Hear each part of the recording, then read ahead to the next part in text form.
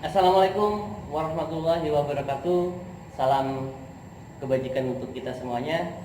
Hormat saya untuk sahabat-sahabat saya di seluruh Nusantara. Konten Obas kali ini obrolan santai. Kita akan coba untuk mengobrolkan mengenai cabang olahraga floorball. Ya, sama seperti cabang olahraga yang lain, secara organisasi pastinya floorball memiliki induk organisasi. Di Indonesia, induk tersebut bernama Asosiasi Floorball Indonesia atau juga Indonesia Floorball Association. Tepatnya di tanggal 3 Juni 2016, IFA telah dilantik oleh Ketua KONI pusat pada saat itu Bapak Tono Suratman. Ya, itu sedikit sejarah tentang floorball di Indonesia. Namun di episode kali ini saya tidak akan membahas tentang sejarah. Meskipun saya yakin pengenalan floorball di Indonesia tidak pada tahun 2016. Jauh sebelum tahun itu sudah dikenalkan floorball di Indonesia. Di setelah nanti saya akan bikin episode tersendiri mengenai sejarah floorball di Indonesia. Masih proses riset yang lebih mendalam, teman-teman, sobat-sobat semuanya. Ya, episode kali ini saya akan menjelaskan tentang apa saja sih yang harus kita ketahui ketika kita ingin bermain floorball. Sebelum saya jelaskan, saya akan ilustrasikan permainan floorball seperti apa di sini.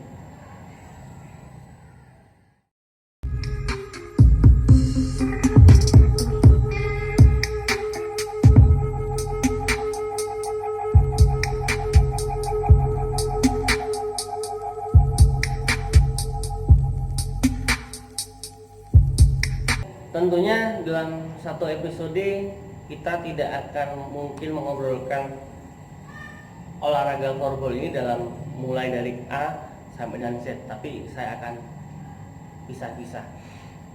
Baik, saya akan memberikan alasan kenapa di episode pertama ini saya lebih tertarik menjelaskan tentang hal-hal yang sangat fundamental. Karena menurut teori saya adalah kita itu hampir di semua cabang olahraga ya. Kita tidak akan bisa bermain di cabur apapun kalau kita belum paham hal-hal fundamental tentang cabang olahraga tersebut.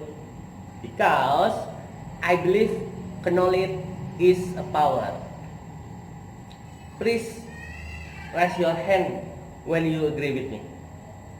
And I'm sure 1000% you agree with me about knowledge is a power.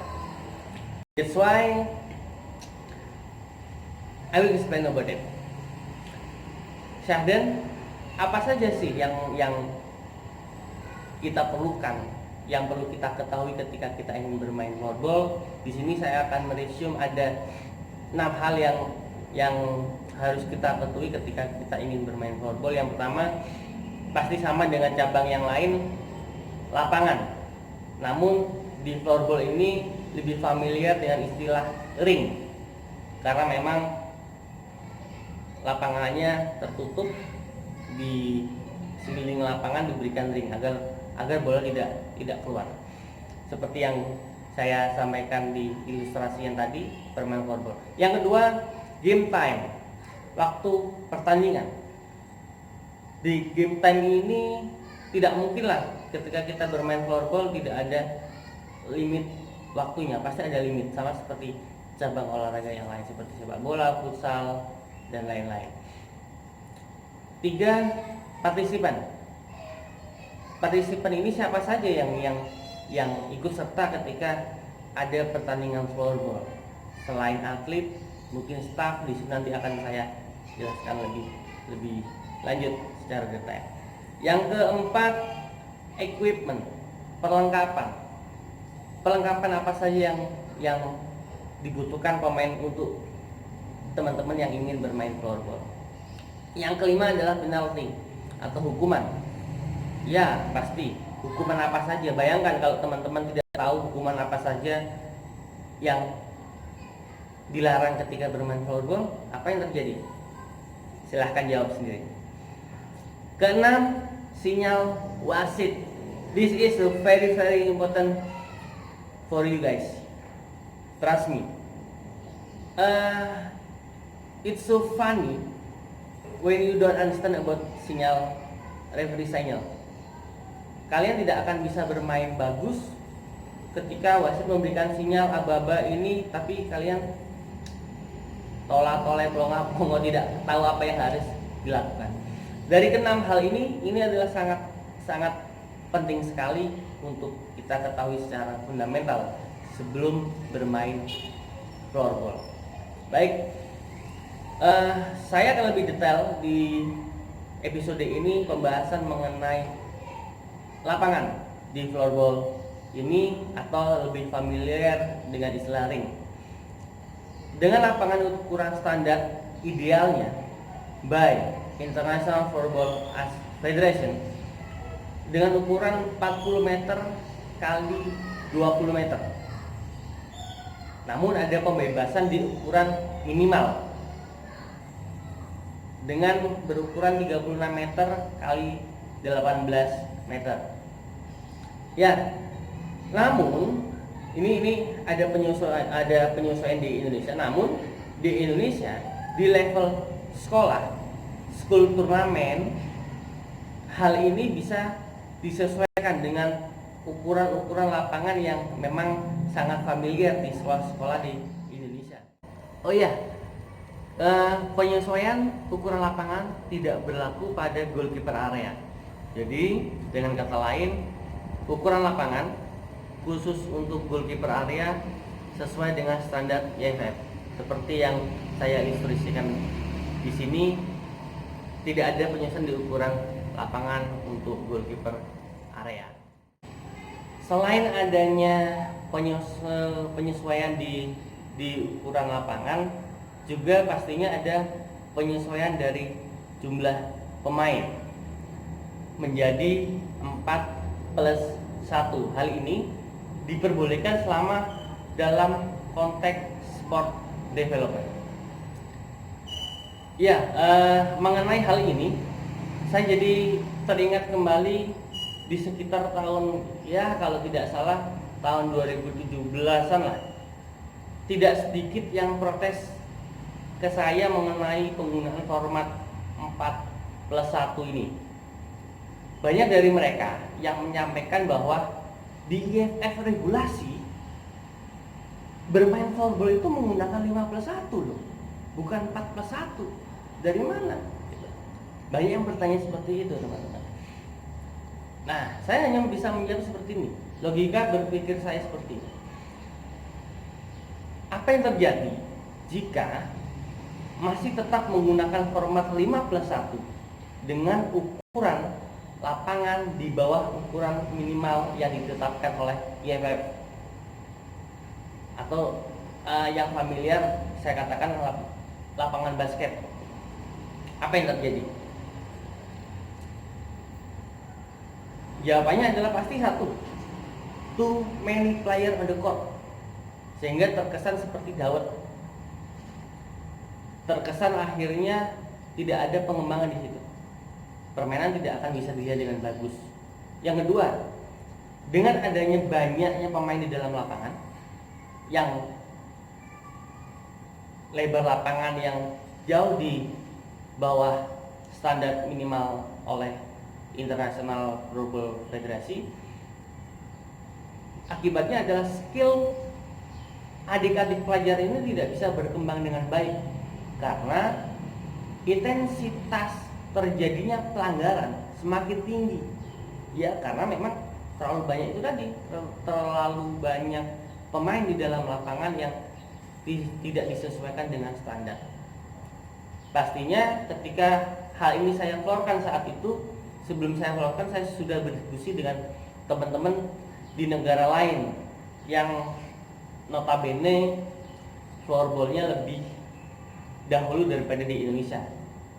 Saya katakan di teman-teman di Singapura, teman-teman di Swedia dengan teman-teman yang lain. Dari situlah saya membuat semacam format 4+1 ketika penggunaan ukuran di bawah minimal standar yang diberlakukan International Floorball Federation. Tidak mudah memang untuk sosialisasi seperti ini, tapi alhamdulillah di 2019 semua turnamen di Indonesia di tingkat sekolah, school turnamen semua menggunakan 4+1 ketika di lapangan tersebut tidak ada lapangan yang sesuai dengan ukuran minimal atau maksimal standar oleh International Floorball Federation. Masih dalam konteks lapangan floorball, berikutnya adalah garis lapangan itu sendiri. Jadi garis lapangan di floorball ini memiliki ukuran 4-5 cm dengan warna yang kontras dengan lapangan. Tidak mungkin sama dengan lapangan. Contoh ketika hall tersebut memiliki floor yang berwarna hitam, pasti kita bisa memilih garis lapangan dengan warna yang putih atau yang kontras. Yang kedua, pemberian adanya center line dan center spot di tengah-tengah lapangan. Yang berikutnya, nah di sini saya akan memberikan instruksi lapangannya seperti apa, gambar lapangannya seperti apa, teman-teman bisa melihat. Gawangnya pun berdasarkan aturan regulasi internasional, ketika ada pertandingan-pertandingan internasional dan Indonesia sudah memakai seperti itu ketika sudah school turnamen menggunakan bukan school turnamen tapi nasional turnamen beberapa seperti kejuaraan nasional liga di Indonesia. Gawang ini sudah mendapatkan approve dari ILF meskipun tidak semua turnamen memiliki itu, karena memang di Indonesia fasilitas yang kita punya, kita hanya punya satu set ring, mulai dari ringnya, gawang, kita hanya punya satu di negara kita yang sangat luas sekali, dan itu dipakai untuk pembinaan. Dan akhirnya teman-teman di daerah lain, daerahnya masing-masing memodifikasi dengan menggunakan triplek, itu boleh, dan memesan gawang dengan ukuran yang sesuai dengan standar IFF itu diperbolehkan. Oke, nah berikutnya mengenai zona substitusi atau substitution zone. Nah, ini juga sangat penting karena pemain pun kadang-kadang tidak paham betul di mana dia harus melakukan pergantian pemain. Bisa saya katakan di level nasional pun beberapa pemain kurang memahami hal seperti ini. Tapi sekali lagi kita coba bersama-sama untuk mengedukasi. Substitution zone ini memiliki panjang 10 meter dan akan ditandai di situ. Ada tandanya supaya pemain tidak keliru untuk pergantian pemainnya. Salah satu sisi sama lain sama-sama ditandai. Letaknya 5 meter dari garis tengah. 5 meter dari garis tengah. Ketika kita berbicara lapangan ukuran ideal ya. Tapi kalau ukuran yang untuk school turnamen itu bisa disesuaikan. Dan substitution zone ini include dengan bench pemain dari setiap tim itu. Jadi disitulah letak substitution player, tidak boleh sembarangan keluar masuk lapangan. Jadi harus di zona pergantian pemain itu. Sekretariat dan penalty bench. Di floorball ini ada petugas meja atau sekretariat di sini berfungsi untuk mereport seluruh hasil pertandingan serta ada kursi hukuman bagi pemain yang telah mendapatkan hukuman dari wasit. Letaknya di mana? Letaknya di antara zona substitusi atau di antara bench pemain. Letaknya di lurus di garis tengah, teman-teman.